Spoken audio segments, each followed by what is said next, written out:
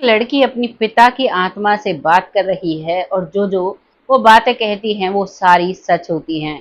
आज की कहानी जो लेकर आई हूँ, जब उसके पिता इस दुनिया से जाते हैं तो उसकी बड़ी बेटी अपनी पिता को जाते हुए देखती है, वो सारी घटना का बयां करती है। नमस्कार, मैं महक चौधरी आज आपके सामने फिर से एक सोल से बात करने की कहानी लेकर आई हूँ। एक आत्मा जो इस धरती पर होती ही नहीं, यहाँ पर एग्जिस्ट ही नहीं करती। जब हम कहते हैं कि वो व्यक्ति नहीं रहा, लेकिन फिर भी उससे बात की जा सकती है। अचंभा करने वाली बात है, बहुत से लोग इस पर विश्वास नहीं करेंगे, लेकिन कहानी बिल्कुल सच्ची है। कहानी शुरू होती है मुंबई के एक कॉलोनी से। वहां पर एक परिवार रहता है, मध्यम वर्गीय परिवार है। परिवार में जो परिवार का मुखिया है वो एक फौजी है। फौजी की पत्नी है, दो बेटे, एक बेटा और एक बेटी है। परिवार बहुत ही अच्छा है, खुशहाल है।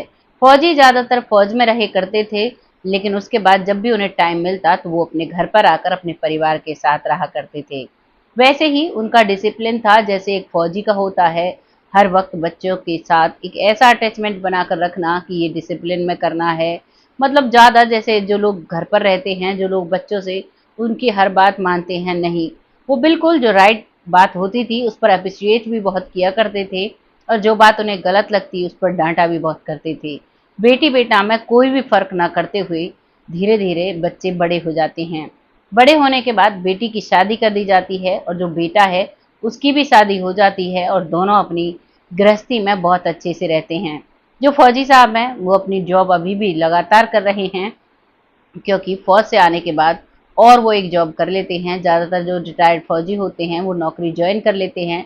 वैसा ही इस परिवार का था। अब घर में दादी और उसका एक पोता, उस पर यानी कि उसको एक पोता और दो पोतियां हो जाती हैं। इतना वक्त निकल जाता है। बहुत खुश हैं, परिवार बहुत खुश है। जो बेटी है उसको भी दो बच्चे हैं, बेटा है उसको तीन बच्चे हैं। बहुत ही खुशनुमा परिवार है। लेकिन जो फौजी साहब है वो बिल्कुल बिल्कुल सीधी साफ बात बोलने वाले थे, कभी भी किसी का बुरा नहीं चाहने वाले थे। ऐसे ही धीरे धीरे वक्त निकलता है। अब पहला सितम ढहता है भगवान का। उनके जो बेटा था, उनका जो एक इकलौता पोता था, वो इस दुनिया से चला जाता है।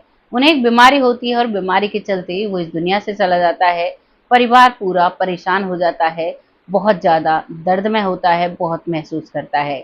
सभी इकट्ठा होते हैं, धीरे धीरे उस दर्द से उभरने की कोशिश करते हैं, और अब जिंदगी फिर से नॉर्मल चलने लगती है। दर्द तो सबको होता है, वो तो जिंदगी भर नहीं जाता, लेकिन अब मजबूरी थी, क्या करें, जिंदगी तो जीनी पड़ेगी। धीरे धीरे वक्त निकलता है और जो पिता है, जो फौजी साहब हैं, अब उनको एक अटैक आता है, अस्थमा अटैक आता है। वो अस्थमा के पेशेंट थे और उन्हें हॉस्पिटल में भर्ती कर दिया जाता है। वो हॉस्पिटल में भर्ती होते हैं तो उनका ट्रीटमेंट चलता है, और उस ट्रीटमेंट के दौरान उनकी हालत बहुत गंभीर हो जाती है। गंभीर हालत होने के बाद सब प्रे करते हैं, भगवान से आराधना करते हैं, और वो भी खुद सोचता है कि मैं अपने बच्चों को छोड़कर अभी नहीं जाना चाहता, क्योंकि उसका बड़ा भाई था, उसके माता पिता अभी जीवित थे, और उसका बेटा था, और उसके पोते को अभी खोया था।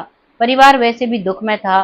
वो बहुत ही स्ट्रांग थे, और इतने स्ट्रांग थे कि वो अब दोबारा से ठीक हो जाते हैं अपनी उस बीमारी से, जिसमें डॉक्टर्स ने कह दिया था कोई चांस नहीं है बचने का, लेकिन वो फिर भी उभर कर आ जाते हैं और अब अपनी जिंदगी फिर से वैसे ही जीने लगते हैं।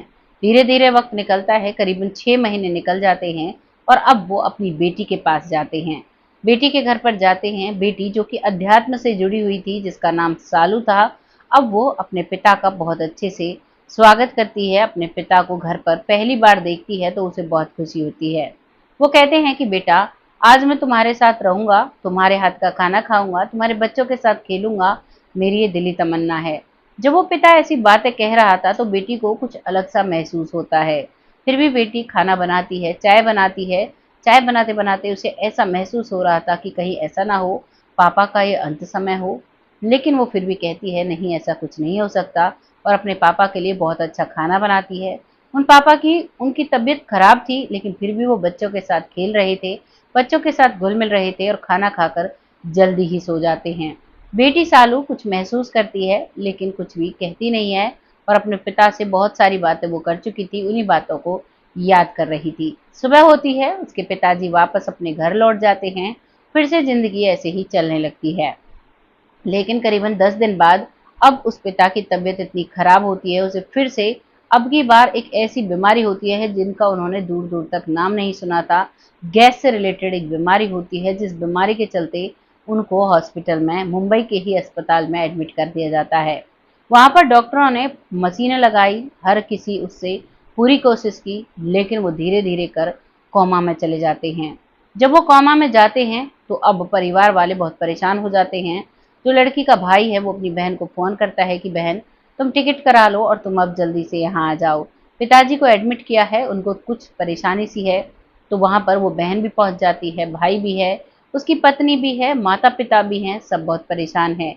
लेकिन अब फौजी साहब कोमा में जा चुके थे और सब बहुत परेशान थे। वो लड़की जब वो हॉस्पिटल में बैठी हुई थी, तो उन्हें दिखता है कि उसके पिता अंदर से आए हैं और आकर अपनी बेटी से बात कर रहे हैं। बेटी कहती है कि बाबूजी, क्या हुआ, आप ऐसे क्यों हो, आप जल्दी से ठीक हो जाओ। तो वो कहते हैं कि बेटा, मैं जाना चाहता हूँ, मैं तुम सब से एक आज़ादी चाहता हूँ, जब तुम सबकी सहमति मिलेगी तो मैं यहाँ से चला जाऊँगा। बेटी कहती है कि पापा, आप ऐसा क्यों कह रहे हो। तो वो कहते हैं कि बेटा, मेरा वक्त आ चुका है, अब मुझे जाना होगा। बस मेरा जो दिमाग है, जो दिल है, जो प्राण है, वो तुम सब में अटके हैं। अगर तुम सब मुझे अनुमति दो तो मैं यहाँ से चला जाऊँगा। बेटी जीते जागते अपने पापा से मिल रही है, पापा की आत्मा जो है उनसे बात कर रही है। पापा कोमा में पड़े हुए हैं, पापा की जो मशीनें हैं उनमें ना उनका बीपी आ रहा है, ना कुछ आ रहा है। अगर डॉक्टर्स उस समय उन्हें देखते तो उन्हें मृत घोषित कर देते, लेकिन वो रात के समय अपनी बेटी से बात कर रहे थे। बेटी बात करती है, सुबह हो जाती है, अब वो मशीनें फिर से ऐसे ही चलने लगती हैं। बहुत कम रेशो उनका बीपी का और ग्लूकोज लेवल और हार्ट बीट वगैरह बहुत कम थी। अब वो सुबह उठकर अपनी मम्मी से बात करती है कि मम्मी, पापा जाना चाहते हैं, पापा हम सब से आज़ाद होना चाहते हैं, तो तुम पापा को आज़ादी दे दो अपने इस रिश्ते से, कहो कि मैं तुम्हारे बगैर बहुत अच्छे से रह सकती हूँ।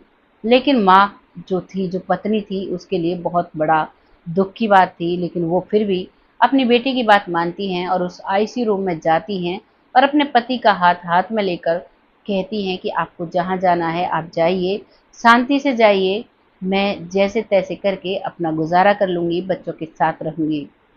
अब उसकी हार्ट बीट तेज़ होने लगती हैं, वो ठीक होने लगते हैं। वो बिल्कुल ठीक हो जाते हैं और डॉक्टर्स इसे मिरेकल समझते हैं। वो ठीक होकर बैठे हो जाते हैं और अब उसकी जो उसके ऑक्सीजन लगी हुई थी, वो सारी चीज़ें हट जाती हैं। हटने के बाद वो डॉक्टर से बात करते हैं, साथ ही साथ अपने हर परिवार के उस मेंबर से बात करते हैं जिनके लिए उनके मन में कहीं न कहीं एक प्यार था। अपनी पत्नी से, अपने दोनों बच्चों से, अपनी पोतियों से, अपने माता-पिता से, अपने बड़े भाई से, सबसे 5 मिनट बात करते हैं और बात करने के बाद अब उसी रात को जब वो सबसे बात कर लेते हैं, उसी रात को उसकी जो वो मशीनें लगी हुई थी, वो सब बंद हो जाती हैं और वो इस दुनिया से चले जाते हैं। दुनिया से जाने के बाद रात के ही समय, तब तक किसी को भी पता नहीं था, वही बेटी वहीं पर थी हॉस्पिटल में ही और फिर से वो पिता दिखाई देते हैं और कहते हैं कि बेटा, अब मैं जा रहा हूँ, अब मुझे बहुत अच्छा लग रहा है, मैंने सबसे बात कर ली है और तुम इन सब के साथ हो तो मुझे कोई परेशानी नहीं है और ये देखो, ये मेरा घर है जहाँ पर मैं रहूँगा और अब यहाँ पर मैं अपनी ज़िंदगी आराम से जीऊँगा। वो उसका हाथ पकड़ते हैं, वो लड़की वहीं पर बैठी रह जाती है, वो उनके साथ जाती है और वो सारी चीज़ें देख कर आती है। एक कमरा है बहुत प्यारा-सा, उसमें वो किताब लिखते हैं और वो बहुत ही शांत जगह पर है और अब उसके बाद कहते हैं कि तुम ठीक रहना और मैं जब भी तुम बुलाओगी तब भी तुम्हारे पास आ जाऊँगा। और अब वो बेटी, उसमें फिर से साँसें आ जाती हैं क्योंकि वो बेटी भी की भी साँसें बंद हो चुकी थी। उसका शरीर, उसकी जो आत्मा थी, वो दोनों अलग हो चुके थे। वो अपने पिता के साथ जाती है उस लोक में और वहाँ देख कर आती है अपने पिता के जैसे उसके हालात थे, जैसी जगह पर वो रह रहे थे। अब सुबह का समय होता है जब डॉक्टर्स की टीम आती है, सुबह के करीबन 5 बजे राउंड के लिए आती है, तो राउंड में वो देखती हैं कि बेटी, उन्हें लग रहा था बाहर सोई हुई है और जो वो फौजी साहब थे वो अब इस दुनिया में नहीं थे। वो उसी समय उन्हें जगाने की कोशिश करते हैं, लेकिन वो लड़की भी बिल्कुल मृत अवस्था में थी, लेकिन थोड़ी ही देर में उसमें साँस आ जाती है और डॉक्टर से वो बात करने लगती है। वो कहते हैं कि अब आपके पिताजी नहीं रहे, तो लड़की हाँ में सर हिलाती है और अपने भाई और परिवार वालों को सभी को कॉल कर देती है। सभी को इस घटना के बारे में बताती है, उसके बाद उनका अंतिम संस्कार किया जाता है, जब पूरे दिन 13 दिन जो होते हैं वो पूरे हो जाते हैं, तो उसके बाद अब वो अपनी माँ से बात करती है कि मुझे पिता ने ऐसी जगह दिखाई थी, पापा वहाँ पर हैं। तभी उसकी माँ कहती है कि वो देखो, वो एक बहुत बड़ी सी डायरी लेकर आती हैं। उनको एक डायरी लिखने की आदत थी, वो अपने जीवन की बहुत सारी चीज़ें लिखते हैं और उनके नाम की वो किताब बनती है।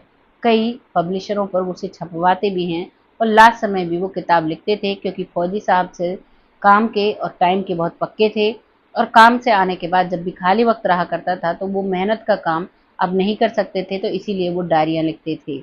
ये थी एक परिवार की कहानी। वो बेटी आज भी कहती है कि आज भी मुझे जब ज़रूरत होती है, मेरे पिताजी मेरे पास आते हैं और मुझे बुरे वक्त में सहारा देते हैं। उनका कहना ये है। आप क्या कहेंगे इस पिता और बेटी की जोड़ी के बारे में? ऐसा जो भी हुआ है ये बिल्कुल सत्य घटना है। आपको जो भी लगा है आप अपनी राय कमेंट बॉक्स में लिखिएगा। एक बेटी को एक पिता दुनिया से जाने के बाद दिखाई देते हैं। वो सब कुछ देखती है और वो सब कुछ आज भी महसूस करती है। आपको जो भी लगा है अपनी राय कमेंट बॉक्स में लिखिएगा। बहुत जल्द ऐसी ही किसी घटना के साथ आती हूँ। अब वक्त आता है उन लोगों का जो लोग हमें बहुत सपोर्ट करते हैं, बहुत प्यारे प्यारे कमेंट करते हैं। सबसे पहला नाम आता है आर नेगी जी, जो बहुत अच्छा कमेंट करती हैं। आपका तहे दिल से धन्यवाद, ऐसे ही अपना सपोर्ट हमारे साथ बनाए रखें। अगला नाम आता है शारदा शर्मा जी, जो कि दिल्ली से हमें लिखती हैं। बहुत अच्छे इनके कमेंट होते हैं, बहुत अच्छा मोटिवेशन होता है। आपका तहे दिल से धन्यवाद, ऐसे ही अपना प्यार और सपोर्ट हमारे साथ बनाए रखें। अगला नाम आता है मंजू जी, जो बहुत सपोर्ट करती हैं, हर वीडियो पर इनका कमेंट होता है। आपका तहे दिल से धन्यवाद करते हैं और उम्मीद करते हैं, आशा करते हैं भगवान आपको स्वस्थ रखे और आप अपने जीवन में बहुत अच्छे से जिएं। ऐसे ही अपना प्यार और सपोर्ट हमारे साथ बनाए रखें। अगला नाम आता है जमुना जी, जो बहुत अच्छे से सपोर्ट करती हैं। बहुत प्यारे इनके कमेंट होते हैं, बहुत मोटिवेशनल कमेंट होते हैं। आपका तहे दिल से धन्यवाद, ऐसे ही अपना सपोर्ट हमारे साथ बनाए रखें। अगला नाम आता है सरयू बालाजी, जो बहुत अच्छे से सपोर्ट करते हैं।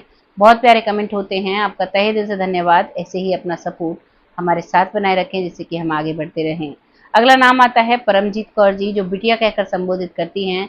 बहुत अच्छे से वीडियोस को देखती हैं और अपनी जो भी इनकी राय होती है वो लिखकर बताती हैं। आपका तहे दिल से धन्यवाद, ऐसे ही अपना सपोर्ट हमारे साथ बनाए रखें।